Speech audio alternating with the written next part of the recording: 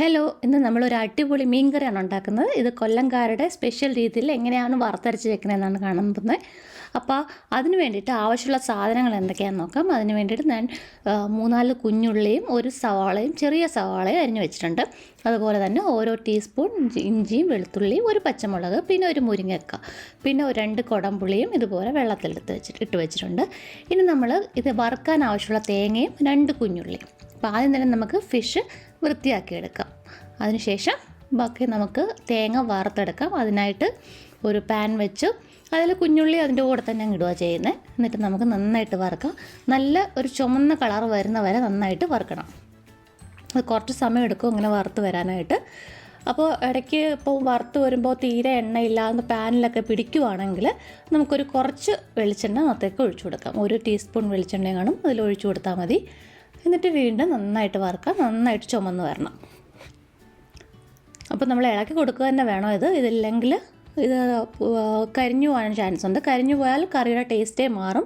അതുകൊണ്ട് കരിഞ്ഞു പോകാൻ നമ്മൾ ഇളക്കി കൊടുത്ത് ചെയ്യണം. അതുപോലെ തന്നെ എല്ലായിടത്തും ഒരുപോലെ വറുത്ത് വരാനും നമ്മളിതുപോലെ ഇളക്കി കൊടുത്തുകൊണ്ടേ ഇരിക്കണം.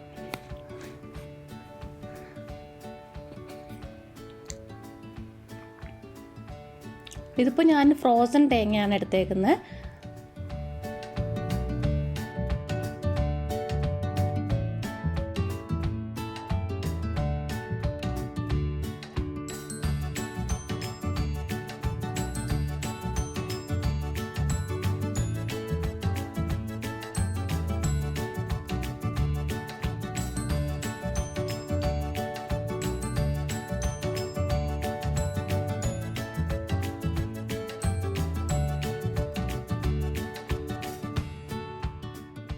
അപ്പോൾ ഇത് ഒരുവിധം നന്നായിട്ട് ഇപ്പോൾ തണ്ടി ചുമന്ന് തുടങ്ങിയിട്ടുണ്ട്. ഇനി നമുക്ക് കുറച്ച് നന്നായിട്ട് ചുമന്ന് തുടങ്ങിക്കഴിഞ്ഞാൽ ഇപ്പോൾ പാനിൽ നല്ല ചൂടും കാണുമല്ലോ. അപ്പോൾ നമുക്ക് തീ ഓഫ് ചെയ്തിട്ട് ഇതെല്ലാം കൂടെ ഒരു സൈഡിലേക്ക് മാറ്റിയിട്ട് നമുക്ക് മസാലകളൊക്കെ ചേർത്ത് കൊടുക്കാം.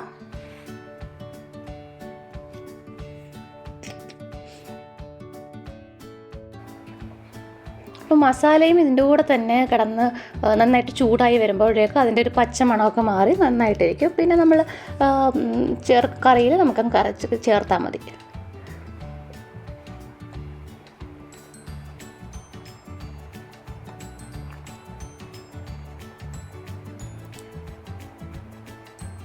ഇതിലേക്ക് ഒരു 1/4 ടീസ്പൂൺ മഞ്ഞൾപ്പൊടിയും കാശ്മീരി ചില്ലി മുളക് പൊടിയാണ് ഞാൻ ഉപയോഗിക്കുന്നത്. അതൊരു 3 ടീസ്പൂൺ. അതല്ല നിങ്ങളതിൽ എരിവുള്ള മുളക് പൊടിയാണെങ്കിൽ അപ്പോൾ പകുതി ചേർത്താൽ മതിയാവും. പിന്നെ എരിവിനനുസരിച്ച് ചേർക്കാം. ഇപ്പോൾ ഞാൻ കാശ്മീരി ആയതുകൊണ്ട് 3 ടീസ്പൂൺ മുളക് പൊടിയാണ് ചേർത്തേക്കുന്നത്. അതുപോലെ 2 ടേബിൾ സ്പൂൺ മല്ലിപ്പൊടിയും ചേർത്തിട്ടുണ്ട്.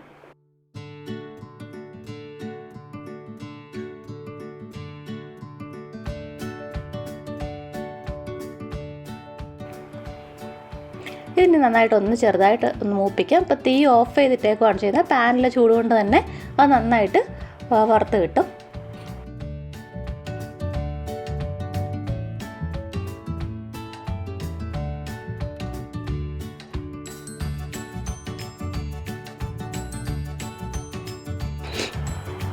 അപ്പോൾ ഇതൊന്ന് ചെറുതായിട്ട് തണുത്ത് കഴിഞ്ഞാൽ നമുക്ക് അരച്ചെടുക്കാം. ഇതിപ്പോൾ ഞാനാണെങ്കിൽ ഒട്ടും വെള്ളം ചേർക്കാതെ മിക്സിയിൽ പൊടിച്ചെടുക്കുക ചെയ്യുന്നത്. നന്നായിട്ട് പൊടിച്ചെടുക്കുക ചെയ്യുന്നത്. അപ്പോൾ കുറേ നേരം നമ്മൾ മിക്സിയിൽ അടിക്കുമ്പോൾ തന്നെ അതിൽ നിന്ന് ഇങ്ങനെ എണ്ണയൊക്കെ വന്നു തുടങ്ങും. അപ്പോൾ അങ്ങനെ ചെയ്യുമ്പോഴാണ് കറക്റ്റായിട്ടുള്ള കളറും കൺസിസ്റ്റൻസിയും ഒക്കെ കിട്ടുക അതിന്. അപ്പോൾ അങ്ങനെ ചെയ്യുന്നതാണ് നല്ലത്. അപ്പോൾ ഞാനിതുപോലെ നന്നായിട്ട് പൊടിച്ചെടുത്തിട്ടുണ്ട്. ഇത് നമുക്ക് മാറ്റി വയ്ക്കാം. ഇനി നമുക്കൊരു ചട്ടി വെച്ച് ചട്ടിയിലേക്ക് നമുക്ക് വെളിച്ചെണ്ണ ഒഴിച്ചു കൊടുക്കാം. ഞാനിപ്പോൾ ഒരു 2 ടീസ്പൂൺ വെളിച്ചെണ്ണ ഒഴിച്ചിട്ടുണ്ട്. അതിലേക്ക് 1 സ്പൂൺ ഉലുവ ചേർക്കുക ചെയ്യുന്നത്. ഉലുവ പൊടിയാണ് ചേർക്കുന്നതെങ്കിൽ അതായാലും മതി. ഇതിപ്പോൾ എല്ലാം ചേർക്കും. പിന്നെ നമ്മൾ എടുത്ത് വെച്ചിരിക്കുന്ന കുഞ്ഞുള്ളിയും സവാളയും കൂടെ ചേർത്ത് ചെറുതായിട്ടൊന്ന് വഴണ്ട് വരുമ്പോൾ നമുക്കതിലേക്ക് ഇഞ്ചിയും വെളുത്തുള്ളിയും പച്ചമുളകും ഇട്ട് കൊടുക്കാം.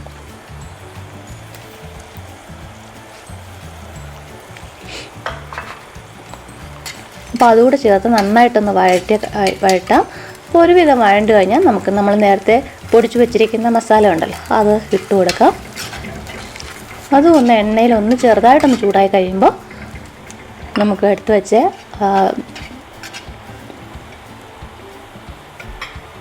കുടംപുളി നമ്മളെടുത്ത് വെള്ളത്തിലിട്ട് വെച്ചിരിക്കുന്നതും ചേർക്കാം.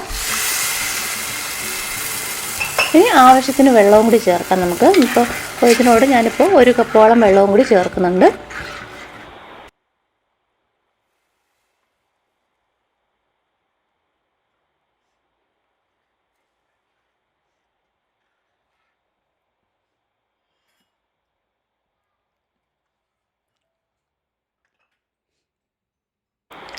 നമ്മളെടുത്ത് വെച്ച മുരിങ്ങക്കയും കൂടെ ചേർത്ത്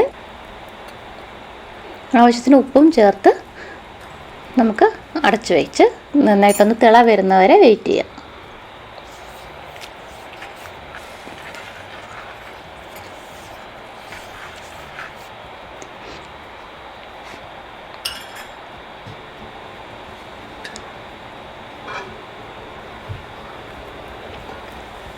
ഇപ്പോൾ കണ്ടോ നന്നായിട്ട് തിളച്ചിട്ടുണ്ട് കറി. നമുക്ക് ഇനി ഇതിൽ നമ്മൾ എടുത്ത് വെച്ചിരിക്കുന്ന ഫിഷും കൂടെ ചേർത്ത് കൊടുക്കാം. ഇപ്പോൾ നന്നായിട്ട് തിളച്ചതിന് ശേഷം ചേർക്കുന്നുണ്ടുള്ള ഗുണം എന്ന് വെച്ചാൽ ഇത് ഫിഷൊന്നും പൊടിഞ്ഞു പോകാതെ നല്ലതായിട്ട് കിട്ടും. അപ്പോൾ നന്നായിട്ട് തിളച്ച് കഴിയുമ്പോൾ ഫിഷ് പീസസും കൂടെ ചേർത്ത് അത് വേകുന്നവരെ വയ്ക്കാം.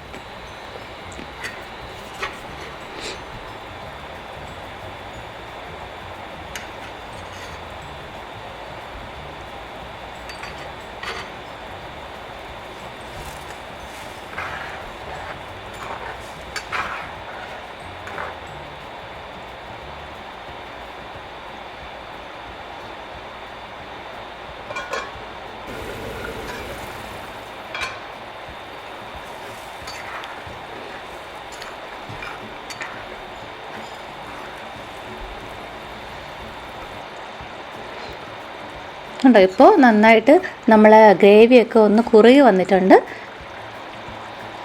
ഇനി നമുക്ക് സ്റ്റൗ ഓഫ് ചെയ്ത് കുറച്ച് നേരം അടച്ച് വയ്ക്കാം. അപ്പോൾ മസാല എല്ലാം ഒന്ന് സെറ്റായിട്ട് നല്ല കുറച്ചും കൂടെ ഇതിരുന്ന് ഈ ചട്ടിയിലിരുന്ന് തന്നെ കുറച്ചുകൂടെ ഒന്ന് കുറുകി റെഡിയാവും.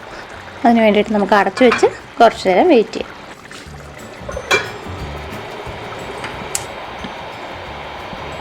ഉണ്ടോ ഇപ്പോൾ കറിയൊക്കെ കുറച്ചൊന്ന് തണുത്തിട്ടുണ്ട്. കണ്ടോ നല്ല എണ്ണയൊക്കെ തെളിഞ്ഞ് നല്ല കറിയായിട്ട് വന്നിട്ടുണ്ട്. ഇത് കപ്പയോടെയും ചോറിനോടൊക്കെ കഴിക്കാൻ നല്ല അടിപൊളി കറിയായിരിക്കും. അപ്പോൾ നിങ്ങളെല്ലാവരും ഒന്ന് ട്രൈ ചെയ്ത് നോക്കൂ.